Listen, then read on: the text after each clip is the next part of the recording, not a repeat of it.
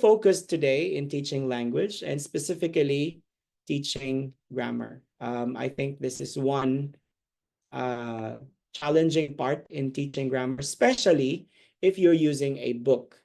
Now, I'm going to be very specific here. The situation, the context is you are using a book and you are given a certain page to teach, because that's always the case. It's not like a free-flowing program. Unlike in Cebu, for example, or in the Philippines, most ESL centers, physical centers, you are just given a book, and then depending on what your students can consume and use on a day-to-day basis, then that's your coverage. But in most cases, especially if you're teaching in a structured school or a already set up school, they will tell you, okay, for day one, you only cover page 12 and 13. Day two, this and that. So there is a budget lesson number of pages to cover. And what are you going to do if you are given that kind of control? So because some classes would be now it's shorter, an hour and 30 minutes for English centers. So meaning for that 2 pages of lesson, you have to stretch that to reach 1 hour and 30 minutes or 90 minutes. Before, when I first came to Vietnam around 2015, and the same with my friends in Thailand, in other Asian countries, Cambodia, their classes are as long as 2 hours, and you're given a certain page or portion of the unit to cover. So you really have to be creative to stretch that lesson.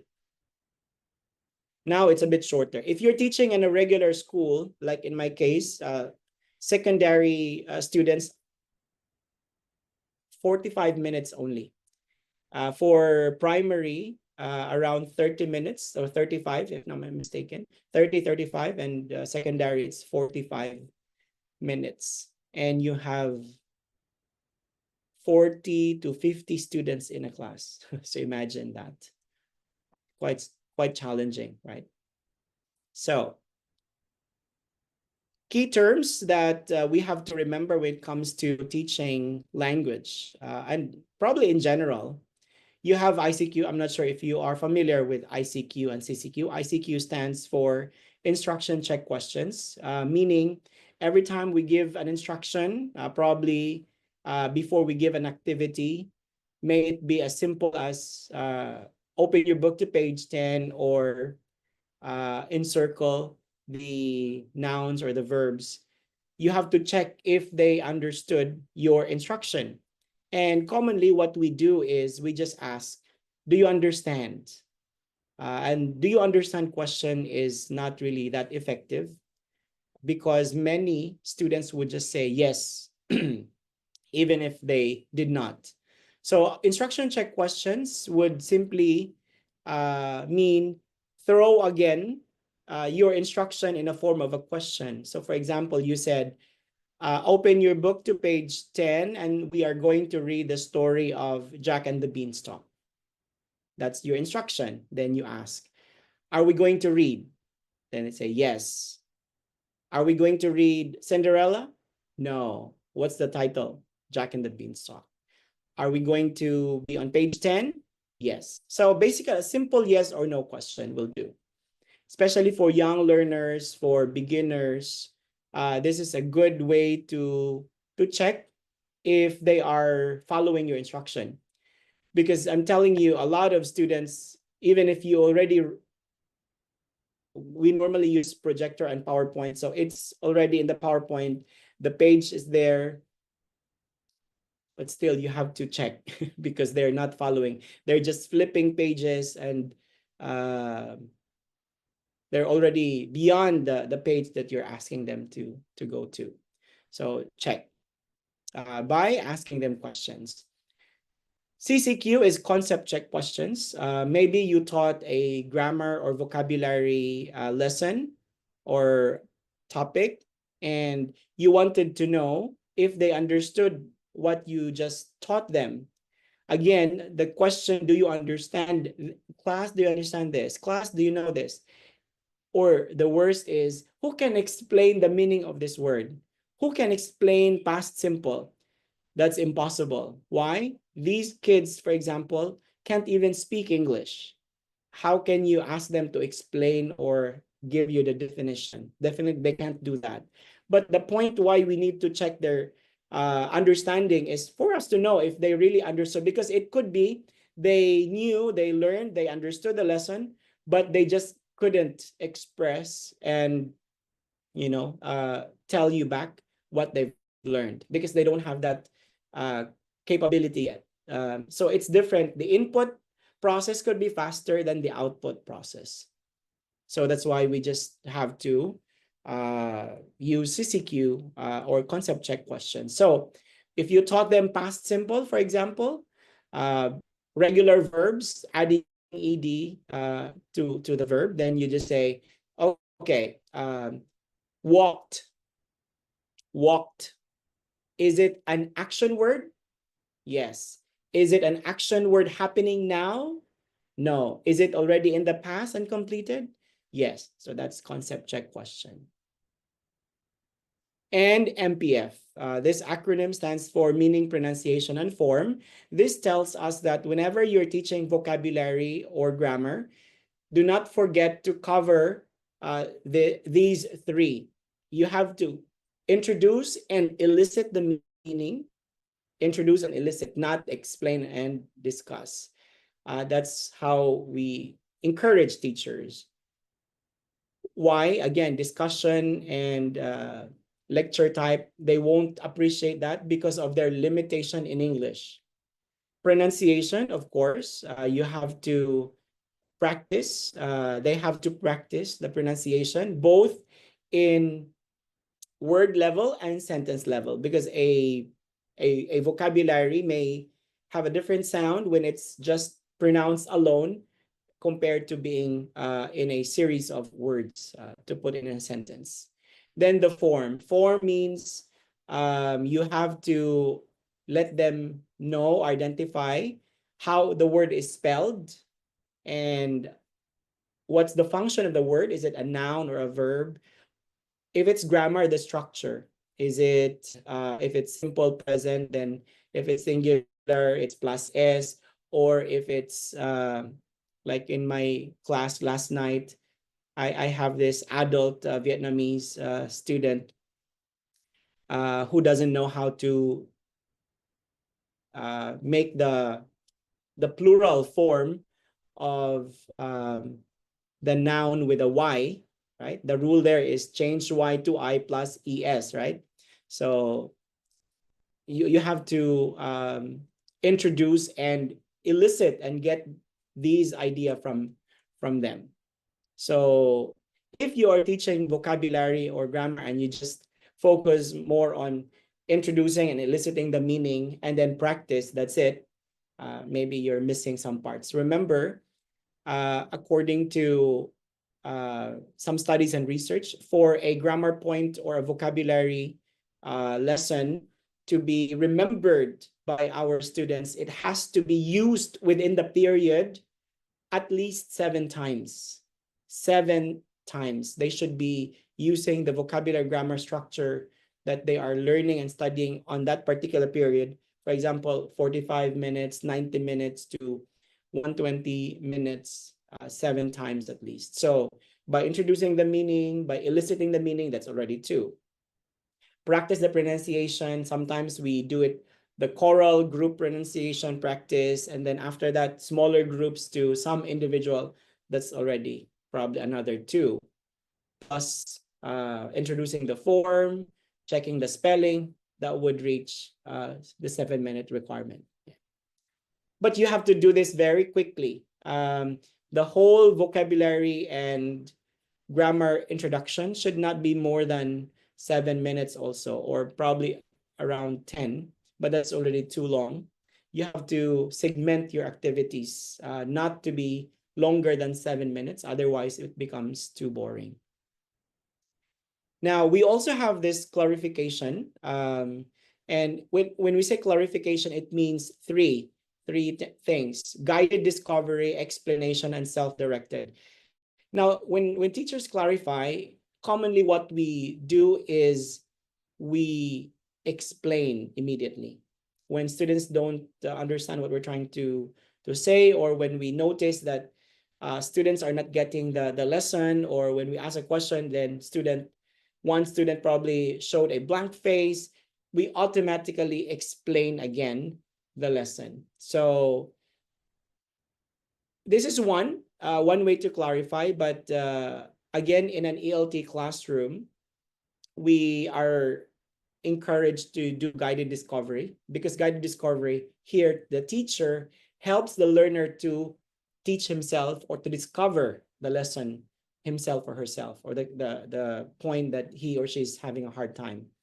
Example, I'm trying to remember my lesson last night, because I used guided discovery. My student could not remember a particular grammar rule. And so instead of explaining again the grammar rule, is that, now I remember, because he said,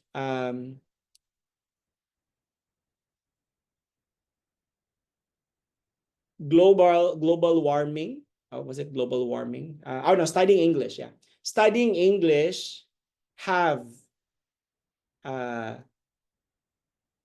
many benefits. So instead of telling him automatically that it should be has, because your subject is studying English, just one, studying English has many benefits. Many students would get confused here because of the word benefits. They might think that they're talking about many things. So instead of explaining again the rules, then I just pointed out, okay, look at the sentence. What are we talking here? Are we talking about one or many things? And then he said, one. What is that one that we are talking about? And then he said, studying English. Yes, so that's our subject. Our subject is studying English, and that's only one. Now, what's your verb here? And then he realized, oh, so it's not have, it should be has. So that's guided discovery. So there is communication while you are trying to clarify that point, that grammar or vocabulary point, instead of just explaining right away. Now, there could be limitations here because a lot of teachers, and based on my experience, when you are teaching a regular school with 45 to 50 students, this might take some time. So I don't dwell so much on this, especially if it's not the main lesson. So when it's the main lesson, it's okay. You ask one or two students to to check if they understood, and if not, then you do guided discovery, ask questions, then they answer, everybody listens, and then if one got it, then ask another one if the other one was listening. So very fast paced teaching. Otherwise, again, your class will be dragged down and becomes boring. And the self-directed, basically, you ask your students, open your book, open your dictionary, check your phone and Google and check what it means. We don't do that now, especially if you are teaching foreign students and classes. Why? Parents would get angry. Why ask my son to do it by himself when I'm paying you, when the school is paying you to help my son? And besides, again, they want the communicative aspect of your teaching. Otherwise, why would they hire a foreign teacher? A local teacher can just do that. So again, guided discovery, explanation, and then you have self-directed. We highlight guided discovery. So those are just basic few of the terms that's within our time. Now, before we proceed into the teaching of grammar, let's understand, we move step back a bit and try to understand the learning process. So always remember that there are three big stages: the input stage, the learning stage, and the use stage. In the input stage, you have restricted and authentic exposure. So when I see the way I see teaching, it's an input-output process. Uh, I'm a bit technical because I think I'm able to apply my computer science knowledge here. So input-output process. You cannot ask your students to produce, to give you an output if you have not given any input. Especially in grammar and vocabulary, you cannot ask your students to use a word a word, make it into a sentence, or to construct a sentence using a grammar point if there's no input. So there must be an input. So restricted exposure or input means controlled. Maybe it comes from a book, a textbook that you are using, a grammar book you're using. Authentic exposure could be, by the way, we say exposure through listening and reading text, okay? So you're listening and reading text for the classroom, textbook that is for the classroom. Authentic exposure, these are reading and listening texts that's for real life use, probably a magazine, a newspaper, a podcast, or a TV show that we use. So we get a clip of that and we introduce. So we maybe in that clip, in that audio, in that video, in the text, in that dialogue, or in that short paragraph, the grammar and the vocabulary you're trying to teach, they are there. The students can identify from there. So that's your input stage. Then you do clarification. Then what comes after is the learning stage. So in the learning process or the learning stage, you begin with the noticing. They must notice. You have to have an activity wherein you highlight what you are trying to teach. If it's vocabulary, what are these vocabulary? Normally the book would say underlined words or words in bold or italicized vocabulary. So these are ways on how to highlight and make students notice. Or sometimes some books would use different colors. Macmillan now is trying to use, in their recent published books, they're using different colors. For example, at least with the book I know, Academy Stars and Share It, they use, for example, if it's a verb, it's blue, or if it's noun, it's red, something like that. So that's the noticing part. Then after the noticing, hoping that students will be able to reflect, think about it. Oh, I know this. Oh, I don't know this. Then they are going to remember. Then with memorization or remembering, then there is understanding. Then they're ready to produce. Then they're going to use it. The usage will be in two parts also: restricted or controlled use, and then the authentic or the freer use of what they have learned. Restricted, so controlled use, maybe they're just going to fill in the blanks, complete the sentence, choose the vocabulary. There is no variation in the answers. And commonly, many teachers would do this because it's a lot easier to check. One important usage that many teachers probably forget or not do because it's difficult to check, it's the authentic output. Why it's difficult? Because students will now have different answers, and because they're going to use their own input, their own experience. So if you taught past simple, so you gave them probably a dialogue with past simple, then students studied past simple. Now it's time to use it. You are going to ask them probably, what did you do last weekend? Maybe your lesson is Wednesday, then you ask, what did you do last weekend? So they're going to use their knowledge of past simple in that question, right? So different students will have different answers. So you have to check different answers carefully. So you cannot ask another student, can you check this output for me? No, it has to be the teacher should check it. Okay, so that's how the learning process. Well, this is just a simple diagram of the learning process. So the input and the learning, this is where presentation, input, and clarification happens.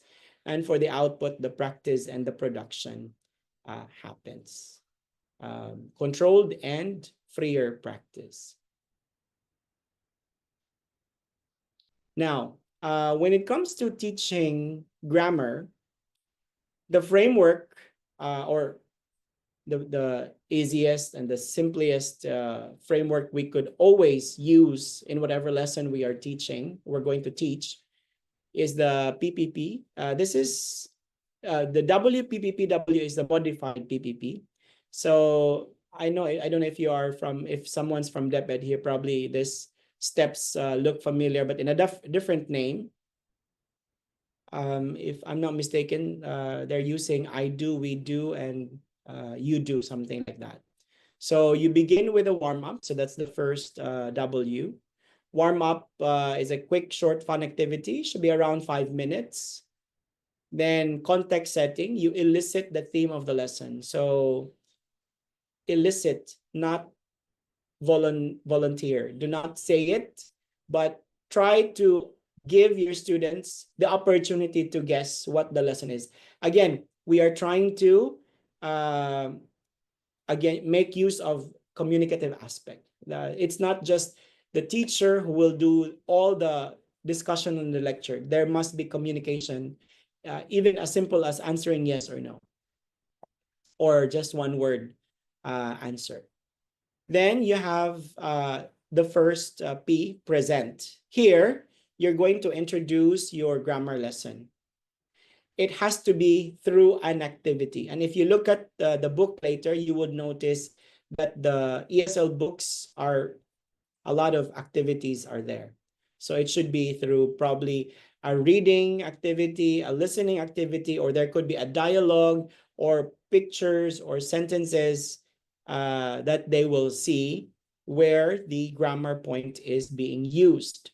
Then after that, clarification. So again, clarification is you're going to help your students, you guide your students to discover what is the grammar point, because this introduction is the noticing part. You're going to highlight, they're going to notice what is the grammar point you are trying to teach. After the presentation is the practice. This is the controlled activity, meaning, as I've shared earlier, could be a fill in the blanks activity or word formation, or use it in a sentence. No variation answer. They all have the same answers here.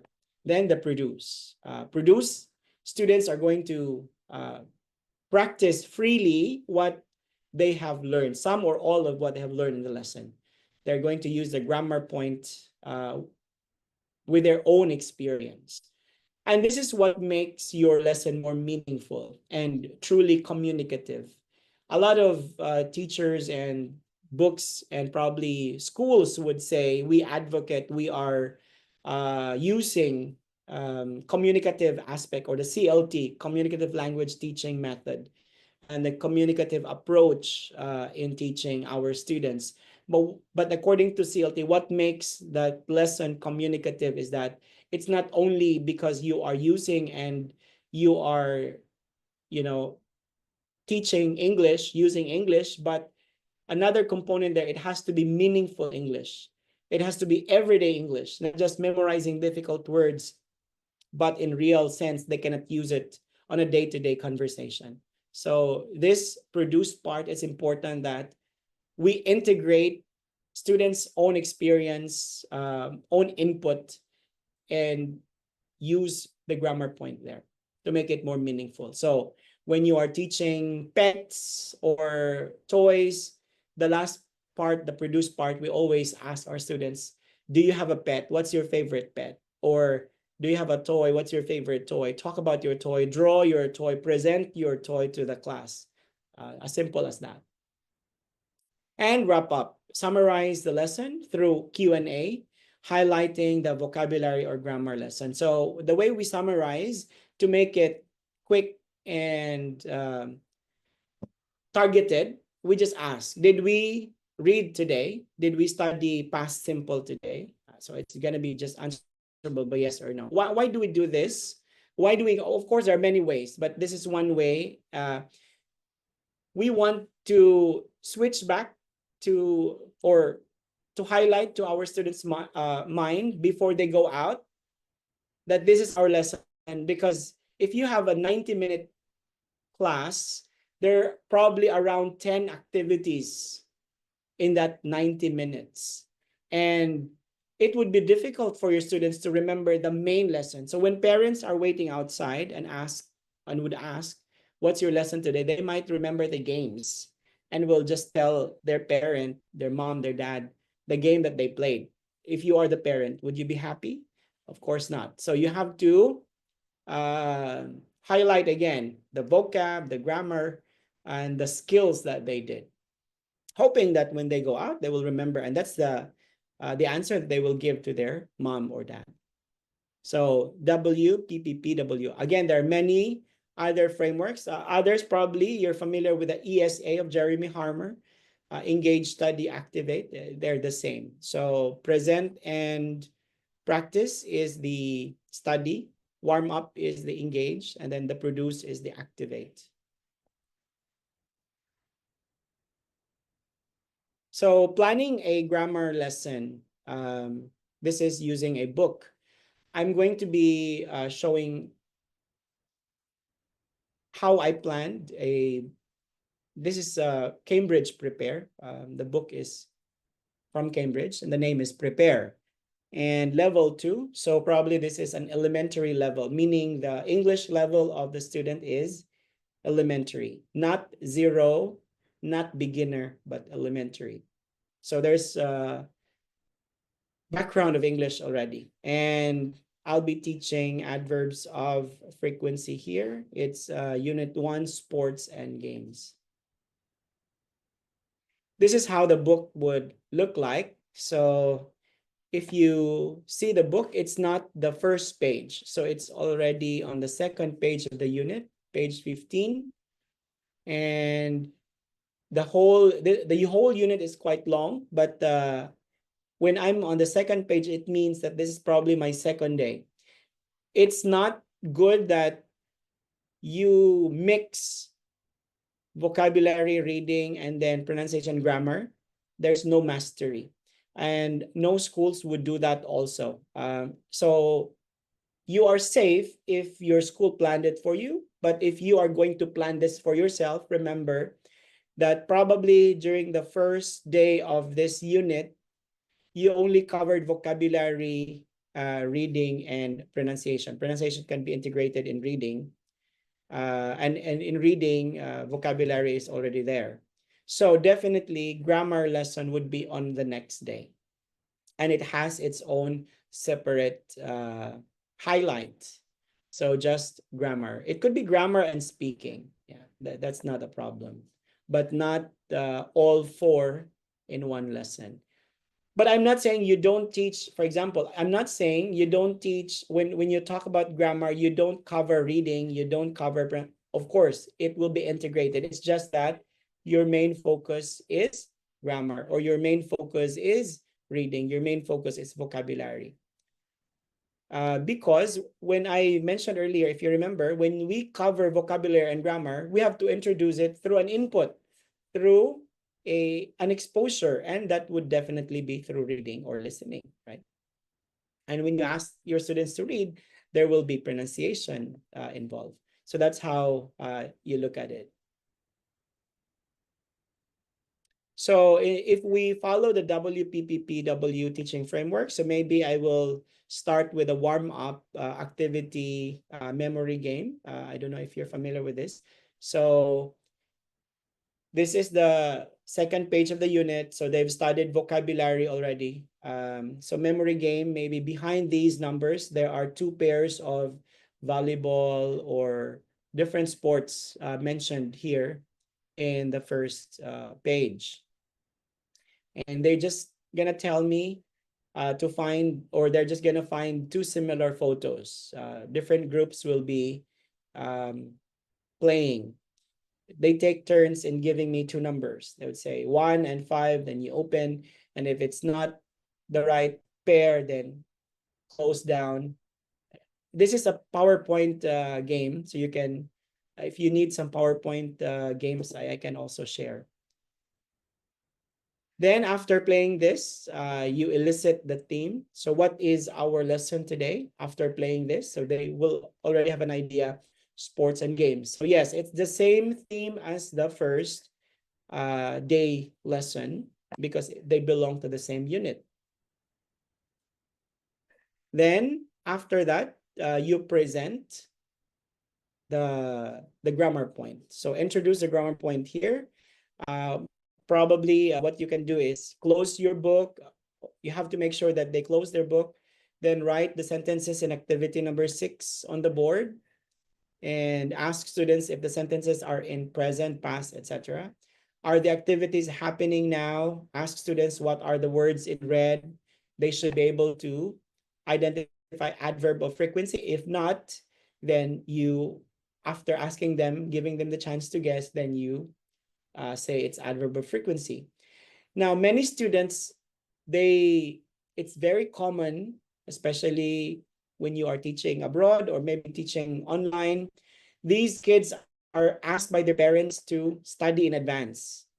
Normally, I would see students who have answered beyond our unit. So they must have an idea what this topic or activity is. So I'm hoping that they could answer adverb of frequency. Otherwise, I will just mention it's adverb of frequency. That's how you present. You notice there is asking and answering of questions. It's communicative, right? Not lecture discussion type. If you're teaching group classes, then put them in small groups, ask them to discuss the questions themselves. If you're doing it online, then that's how you do it. The practice part, so there are three activities, controlled activities here. In pairs, ask students to read again the text about Jess and James. So this is in the first page of the unit. They must have read this. So this reading should be very quick now. And they just have to underline the adverbs of frequency that they could find. Similar to the ones in red. So then after the first activity in practice, the second one is in pairs again. Probably you change the different pairing of groups. Answer grammar practice activity 1, 2 in page 143. So there is a grammar page of this unit. So this is 1 and 2. They're going to answer. Then the third activity is in pairs again. Maybe you change the different pairing. If you have a big group like 50, what we can do is, because they're seated in rows and columns, so we just change who they face, or because it would be too chaotic to ask them to stand up and transfer. So we just ask them, okay, face to your right, face to your left. In pairs, more practice, number 9, use the vocabulary in number 1. So the first page or the first activity here, they're going to use it in this activity. Number 9, how often do you do the sports and exercise 1? So again, all these are controlled. They don't have to think of their own activities.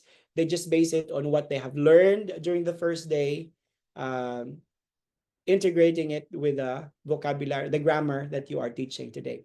And a lot of communication happens in each activity. And make sure that when you are teaching, for example, like this activity in pairs, it is a I call it low energy activity because they're not doing much. They're just sitting. So what I do is I change the energy level by the time I check their answers. So here, for example, in pairs, ask students to read again the text about Jess and then underline the adverbs of frequency. So they finish underlining it. So if it's a big class of 50, I cannot ask them to do a lot of things. Instead of probably just as simple as standing up or sitting down. So I will say some words, and then if the word is probably an adverb of frequency, then they have to stand up. If it's not, then they don't have to stand up. So I have to do it very fast. Anyway, they have a copy of it. They already answered it. They're just going to be looking at the answer. So that's how we check. It's more involved with movement. So before you ask them again to do the second activity, which is another low level, low energy activity, they're already energized. So do the activity. When the activity is low energy, it generates low energy, then the checking must be high energy, then low energy again, then followed by high energy again, low and high. So it's always like that. Just like the warm-up is a high energy activity, then followed by your presentation, which is another low energy, then followed by high. It's always like that. Others call it the stirrer and the settler activity. Stir meaning you are like stirring and then moving and then settling down, calming down activity.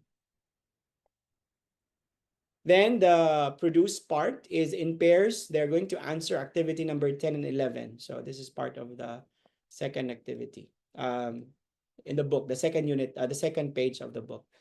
Speaking, they're going to answer this one in pairs. When they answer this in pairs, maybe they just do it with their original partner. So if I still have time, I can ask them to exchange partners. Probably, again, if I already asked them, look at your right, look at your left, maybe I will ask them to look at the back, who is at the back, and then that will be your partner. I can just ask them to stand and change, look at the other side. Maybe not to move around. It would take time for them to move around. Kids, they would be very playful. Then wrap up, summarize the lesson through Q&A. If you do this one online, well, of course, no exchanging of partners. Probably it's you and the student who will do this activity. You will be the partner.